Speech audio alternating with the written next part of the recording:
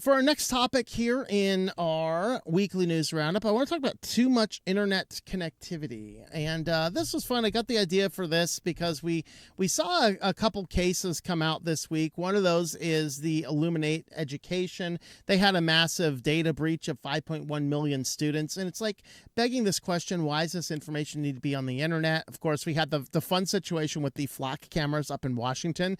Oh, government-funded cameras? I'd like to FOIA those. Sounds fun.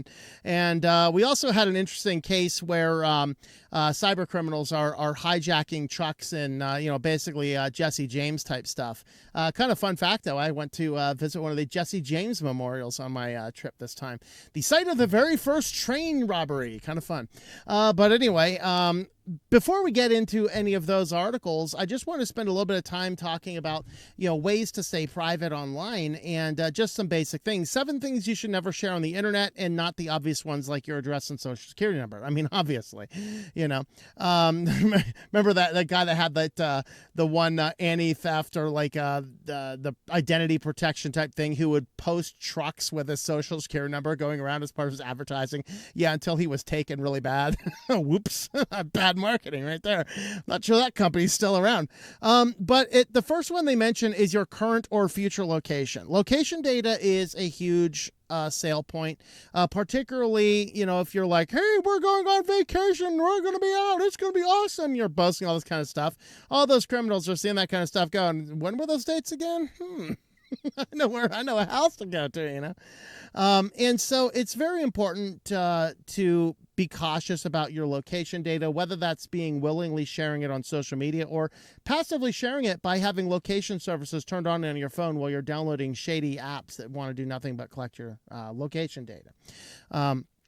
Your kids' school or extracurricular activities. Obviously, this is an important one. You don't want, especially there's crazy people out there. And, one political commentator this week has had some bad threats, allegedly. And, the people basically sent apparently a lot of detailed information about where the children might be.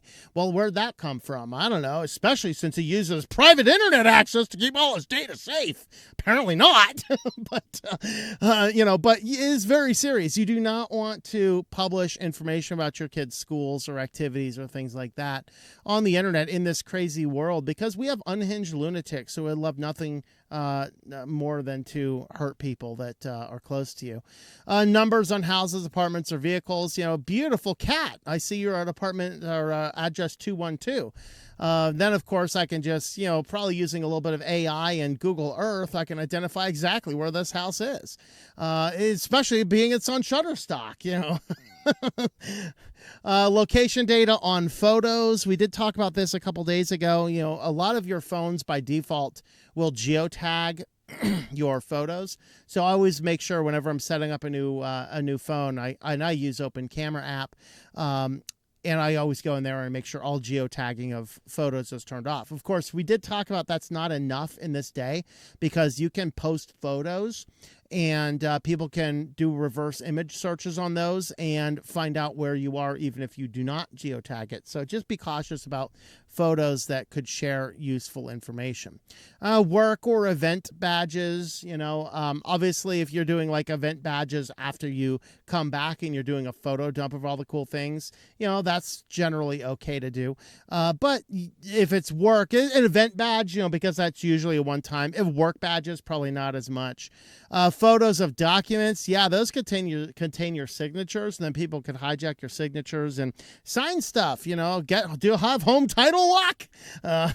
Okay, and of course they mentioned names and such like that, stuff like that. This article here from security.org was actually nice. A guide to securing confidential personal data, both online and offline. We're not going to go through this in full detail, but there were just a lot of good little tips. There's some basic protection tips. Pay with cash when feasible. Don't forget all this credit card information is sold to Google and Facebook, even if you don't use them because they want to measure the effectiveness of their ads. It's a scandalous thing. It should be completely illegal. But yeah, Discover, MasterCard, Visa, they sell your credit card transaction history to these big tech companies. use cash to buy gift cards to online stores. That's actually a good one. I do that frequently if I'm doing an online purchase through anywhere. Like I think I have an Amazon account set up, so I just use that. But for a lot of things, but if I'm buying anything anywhere other than Amazon, I am not going to trust most other sites' security. So I will just buy prepaid Visa cards and use those. Obviously, limiting information, protecting your accounts, share social security number only when absolutely necessary, things like that. Keeping your information as safe as possible online. Avoid listing your address, phone numbers, account number, social security, full name, of course. There's times when, unfortunately, in our world, we have to do that, but we're going to ask some questions about under what circumstances should we as a society start turning off some of these things. Like there are many services that wants this information and there's no reasonable cause they have to collect it. Obviously, only collect friend requests from people you know and trust. This is particularly important because of the fact that the social media companies like Facebook, just because you like, if I meet you and I like, oh, here's my phone number, or whatever else, or I've seen cases where I'm out at some business event and I'll hand out the my business cards, right? And then people like that, no real legitimate form of business, will just take every one of those cards and dump them into their contact list. Of course, they dump that into Facebook or whoever else wants contacts. Now, Facebook has a name associated with me and a phone number associated with me, and I didn't give them that information. Again, that should be illegal because I did not consent to giving that data to Facebook. It should not be lawful for them to have it. It should not be lawful for them to collect any of that type of information on a person who does not want it. Obviously, avoid taking Facebook quizzes unless the term Cambridge Analytica doesn't mean anything to you. Just being aware of all those. There's some detail about each of those individual things. Here you go.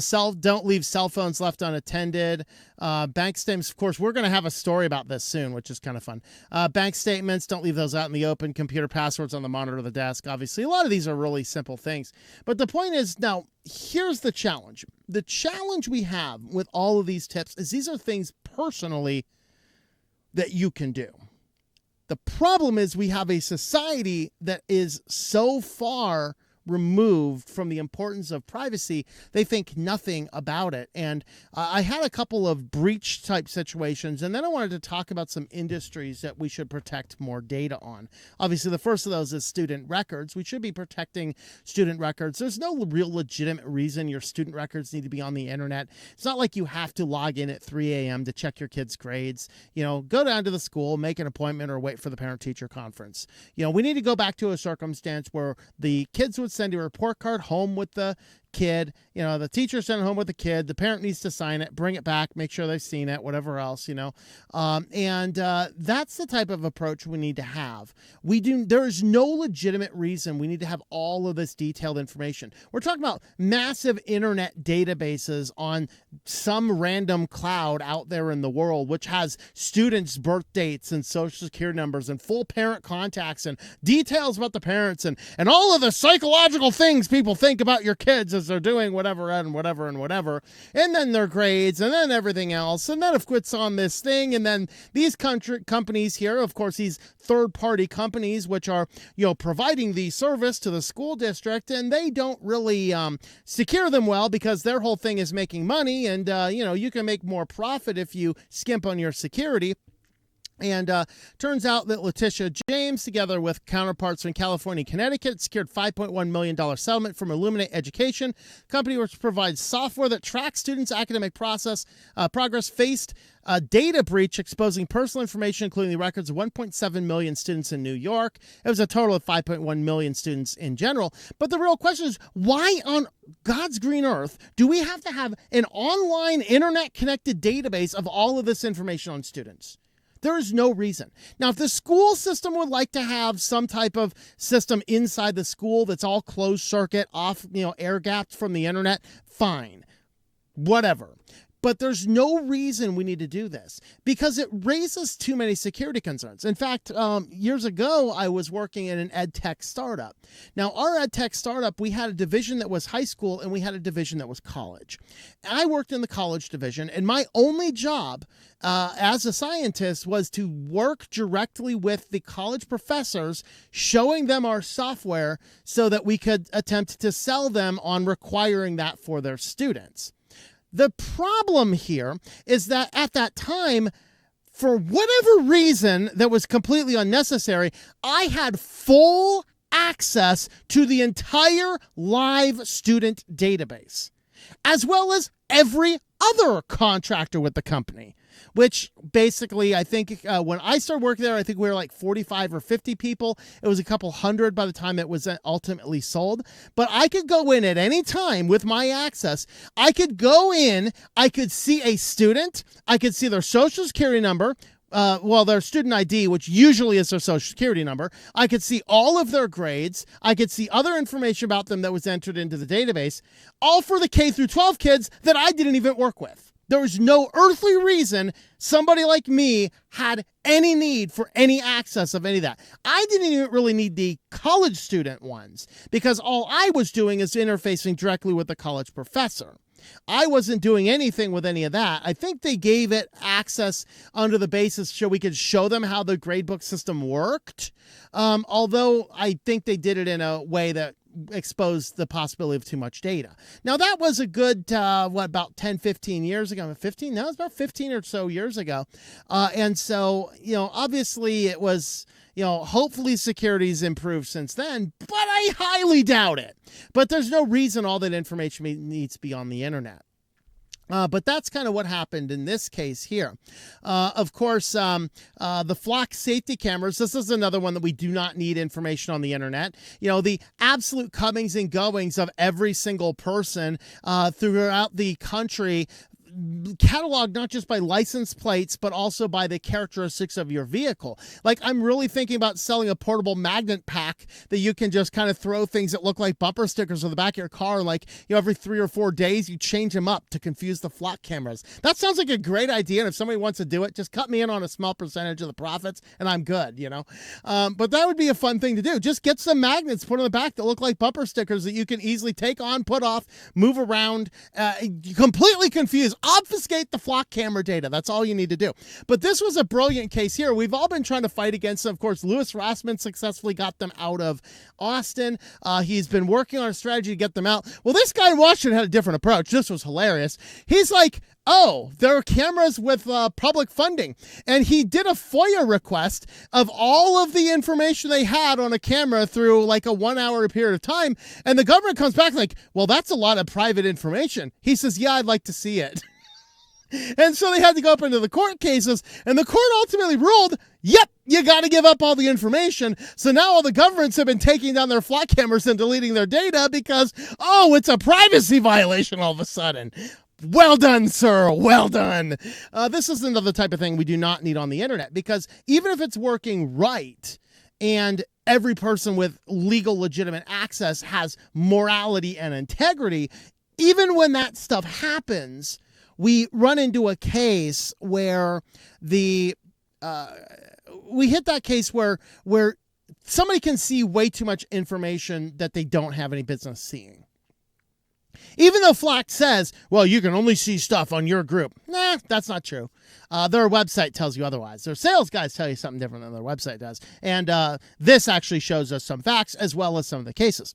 The problem is, some police flock access is for sale on the darknet, so hackers can buy it and access everything.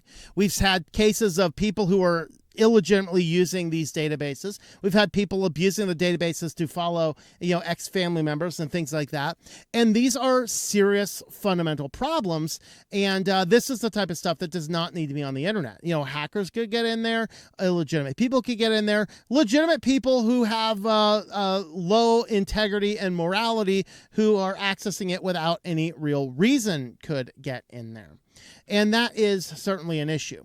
Now, this one here is one that I'm not sure if I have a way around it, but I'll mention it anyway here because it does bring up that antithesis that I'm not sure how I would solve this one. Students, easy. Don't put the kids' data up there. You can call your teacher. You can make an appointment with a teacher or whatever else. Kids' data doesn't need to be on there. I thought about banking data as well. If you want to access your banking information, it's got to be on the internet, unfortunately. Maybe we should have the option to say, yeah, I don't want that, and that would isolate yours, air gap yours from the internet. I don't know. There's questions about that. Health records. I understand the health records. We'll get into these in a minute. Let me talk about this case here. This was a fun one here because criminals are now hacking into logistics companies and simply rerouting truck shipments to fake businesses that they own. So it's like modern day train heists without stopping anybody. It's like, this is even better than the Breaking Bad train heist. So let's just stop the train and secretly steal the stuff and replace it with water, blah, blah, blah, better than that. They're just basically getting in there. They are starting with a phishing attack, which loads a command and control server, allowing them Trojan access. Once they get into the access, they can see all of the logistics, hey, basically a company goes into these third-party services, it's all third-party services, and says, hey, I have a truckload of stuff it needs to get from here to here. Who wants to bid on it? So these guys will prop up a fake company, will bid on it, and then they win the bid because, they underbid it by whatever else. Then they capture the bid and the shipment never shows up because they have quote unquote won the bid as an illegitimate company hacking into the system. And then they've just driven off with an entire semi truck worth of stuff. And the driver doesn't even know. The driver's just told, go to this address. The hacker's like, yeah, send it to this address. All right. These guys will drop off things to weird warehouses all over. They don't think twice about it. They don't know anything's going on. But the cyber criminals have now grabbed a whole bunch of stuff, stolen it all, and now they're going to ship it off, sell it, or whatever else they're going to do to make money. So when you find really good deals, you're probably propping these guys up. Now, I'm not sure exactly how I would solve this one with keeping information off the internet. But other industries, obviously, I was talking about banking. That's a hard one. Health records. We need to have a way to keep the health records offline and completely private. They should not have any internet access to health records. These companies leak data all the time. They are insecure all the time. Now, the problem we have to solve, and the ultimate reason health records have been made digitalized is to better facilitate information. It prevents a person from doctor shopping to get multiple prescriptions from different doctors.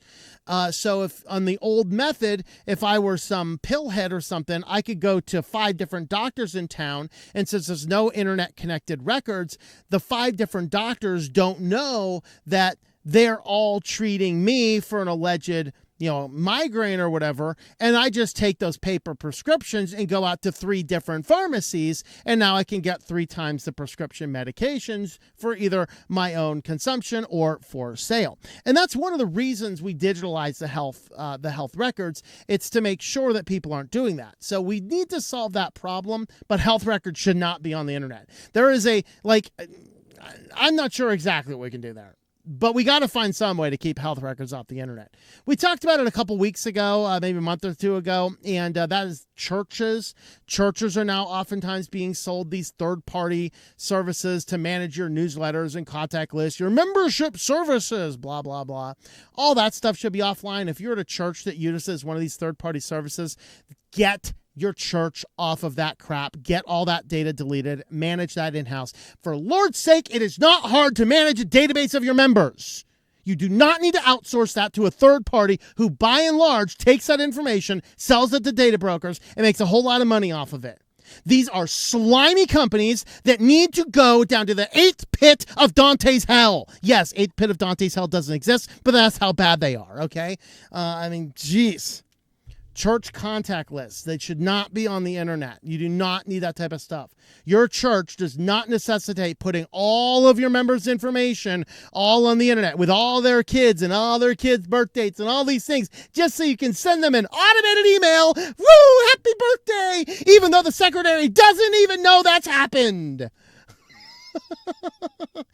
Oh boy, I got to get off of that one. What else is on my list? So I think that's all of them. Oh, daycare information. We did cover that one a couple weeks ago too. A daycare company was breached. They had daycares in the United States, China, and India. There is no reason we need to have a pooled database of children's and their parents' information from 3 different continents on the internet together. Okay. Your child's daycare information should be kept in a locked filing cabinet in the daycare. Okay. This is not hard. Right. But you do need to make sure that we are protected from these types of online services because we put way too much information on the internet and it's entirely too bad of a thing. Let me know your thoughts about that in the comments down below.